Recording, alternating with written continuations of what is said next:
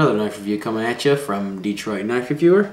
This one is on the Columbia River Knife and Tool Ripple. Fairly new knife come out. It's one of their new 2011 models, designed by Ken Onion. Our friends at CRKT have outdone themselves this time. I just have to say, it is flipper opening system, and you would think that assisted opening, but when you look at it, no resistance on the way down, so it is not assisted at all. It is just all flipper knife. And cool thing about this knife, which is one thing, just looking at it, there's a lot going on with this knife, but one thing that you would not know, this is the first knife that I've ever come across with to have a ball bearing system instead of bushings. Most knives have bronze bushings or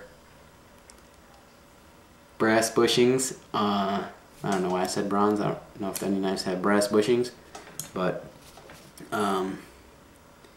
it's just an excellent looking knife.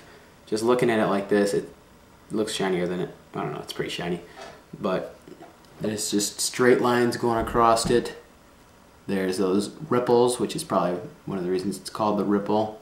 There's all those machine drilled holes. And it's got a pocket clip that's a little bit different than usual. It's on the back edge. And then there's actually jimping on the back of the pocket clip, which lines up with the jimping on the knife. And then the holes in the pocket clip line up with the holes that are drilled in the knife.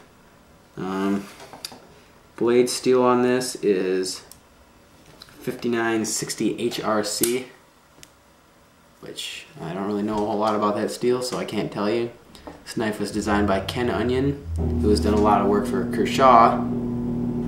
So that's always good. He's actually the inventor of the Speed Safe system, and he came out in 1997 or something. He came out with I think he's one of the inventors of this assisted knives. So I thought that was really cool. And after doing a bunch of work for Kershaw, now he's designed some knives for Columbia River Knife and Tool. He did their Ulu knife, which is not it's some kind of adapted Ulu. It's pretty cool. I'd highly suggest that knife also. One more thing about the pocket clip. The only thing I noticed with the pocket clip, when it's in the middle, it hangs straight. When it's with this pocket clip, because it's on the edge, it sits in your pocket kind of on a slight angle. Really hard to notice, but just thought I'd say that. Torx bit construction. It's got a bigger one on the pivot screw and then smaller ones on the other screws. There's the pillars in there. Even the pillars look cool on the inside of that knife. Let's see. Focus, thank you. Just a very good looking knife. Oh, jimping is pretty grippy. It's just pretty grippy. It's a frame lock knife, and it's hard to see even. When it's closed, you can barely even see the frame lock, but then when it's open, it's right here. Like that. It's just, there's some small jimping inside the lock, you can see like that, so that's what grabs onto your index, or I don't know if it's index finger. I think it's index finger, pointer finger, whatever. So those work together like that. And then it fits in the hand very well. It tapers down and curves slightly, so it really just really fits the hand very, very well. No sharp edges on the outside. They're all rounded off. Blade is incredibly sharp straight out of the box. It says Ken Onion Designs, and then let's see, it says IKBS, which is the ball bearing system. CRKT. And then I think it has the model number K45BXS. Internal knife ball bearing system is what IKBS stands for. And a picture right now will flash on the screen so you can see what the inside of this knife looks like.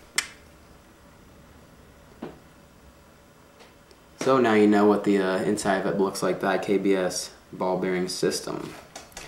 They call there's the Ripple and the Ripple 2.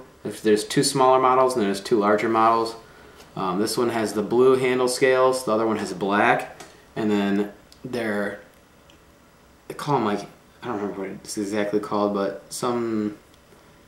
it's polished hand polished or something, so that it's blue with silver accents, kind of. The edges of all the lines are silver, and it just all goes together to look very nice. The color is called ultramarine blue titanium nitride coating. So that's a mouthful. Excellent knife. Oh, and the spine of the blade. Most blades have it's a flat on the top. This one is rounded, so I like that a lot. But if there's any reason you needed to strike flint or steel with it, or flint with it to start a fire, emergency fire, the back is not sharp enough to do that with, but you could use pocket clip or possibly some part of the handle scales, or even the blade, but that might dull it. Razor sharp right out of the box. I'll do a paper cutting test with you. Even the serrations, I put the paper on the inside of the serrations.